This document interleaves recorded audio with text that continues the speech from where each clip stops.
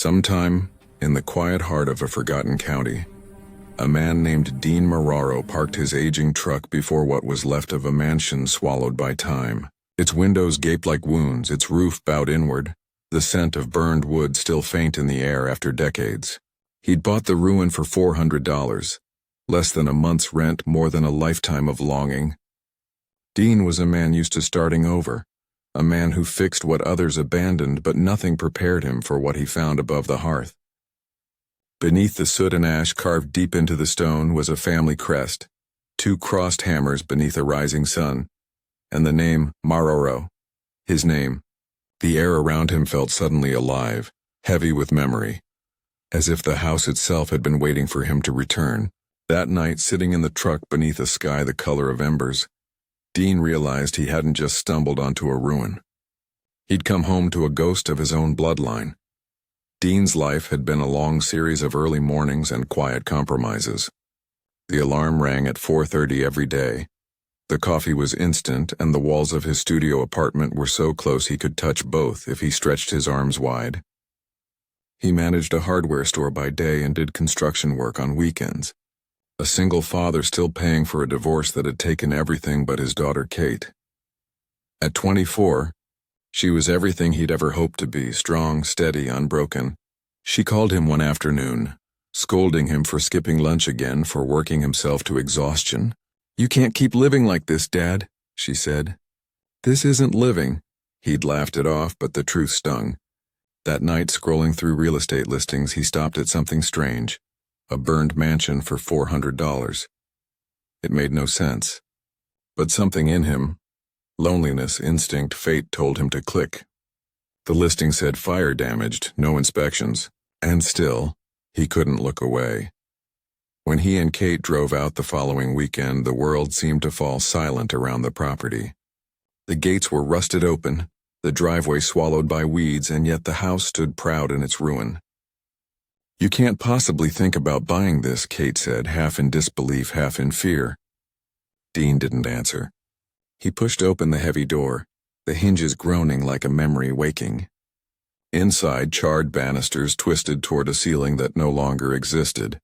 The chandelier lay shattered on the floor, and dust drifted like slow snow in the beams of his flashlight. But then above the great stone hearth he saw it, the crest. And for the first time in years his hands shook, not from exhaustion, but from belonging. "Dad," Kate whispered. "That's our name." Dean nodded, unable to speak. Something had found him, something that refused to stay buried any longer. It began with a lockbox, discovered under the warped floorboards of a bedroom that still smelled faintly of smoke. Inside, wrapped in oilcloth, lay a leather journal marked Silas Marorrow, January 1945. Dean's breath caught as he read by flashlight. "My brother Chester has betrayed everything we built. They call me a thief, but I am not the one who steals." Page after page chronicled a man's fall from honor, a business stolen, a name blackened, a legacy erased. By the final entry, Silas's handwriting faltered. "We leave tomorrow. The town has turned against us. I leave this home not from guilt, but from mercy." Dean felt his throat close. "He was telling the truth," Kate said softly. Dean nodded, holding the fragile pages as though they were holy. His great-grandfather hadn't been a villain. He'd been a man betrayed by blood. The next weeks became a blur of dust and discovery. They unearthed deeds, letters, photographs, all evidence that Silas's brother Chester had sold the family's 300-acre estate for almost nothing. Worse, the name Fairmont appeared everywhere. A powerful local family, once owners of the mill where Silas had worked. They hadn't just taken the land, they'd taken the truth. Then one afternoon, a silver Mercedes pulled into the driveway. The woman who stepped out introduced herself with a smile too sharp to be kind. "I'm Constance Fairmont," she said. "I'd like to buy this property." Dean refused politely. Her eyes darkened. Some histories are best left forgotten. But the house groaned in the wind as if defying her. Dean met her gaze and said, "Some aren't." That night, someone vandalized the hearth, spray-painting thief across his family's crest. The next morning, Dean didn't clean it. He let the word stay. A reminder of what had been stolen and what he was going to take back. It was the librarian, Geneva Pewitt, who broke the silence of history. She showed Dean restricted files, records no one was meant to see. They revealed financial transfers signed by Chester Marorrow and Alistair Fairmont, proof of embezzlement hidden under Silas's name. The past had teeth, and Dean followed them straight to a bank in Riverside. There, untouched for nearly a century, lay a safety deposit box registered to Silas Marorrow. Inside, ledgers, photographs, and a sealed letter. Dean read it aloud in the stillness of the vault. To whoever finds this, know that I was innocent. I could fight, but I choose my family over my name. Truth will come when time allows. Dean felt tears blur the ink. Time had finally allowed. He closed the box and whispered, "You were right, Silas, I found you." When Dean called Constance again, his voice was calm. "You need to see what your family did." She came to the mansion that Saturday, guarded but curious. The dining room table was covered in documents, ledgers, letters, photographs, all lined in painful order. Dean told her everything.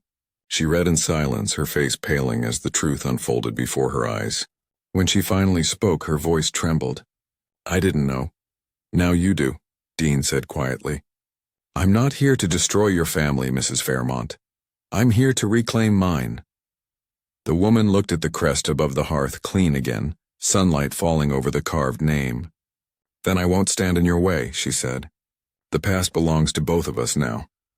And in that moment the curse of silence broke, not with vengeance but with understanding. 6 weeks later the mansion stood whole again.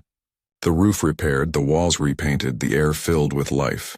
On the morning of the open house the town came, some out of curiosity, some out of guilt. Dean greeted them one by one, watching faces he'd grown up with walk through rooms once filled with whispers. Then Constance arrived, wearing no jewelry, no mask of pride, just honesty. She stood in the great room before the crowd and spoke softly. "My grandfather and Chester Marorrow stole this home from an innocent man. The Fairmont family owes an apology 70 years overdue." The room fell silent, then applause. Dean's throat closed. The word thief was gone from the wall, and in its place stood the crest of the Marorrows shining in the afternoon light. He wasn't a manager or a laborer or a man without roots anymore. He was home. Winter came to Millfield County, dressing the estate in white. Inside, warmth pulsed through the pipes and laughter filled the halls.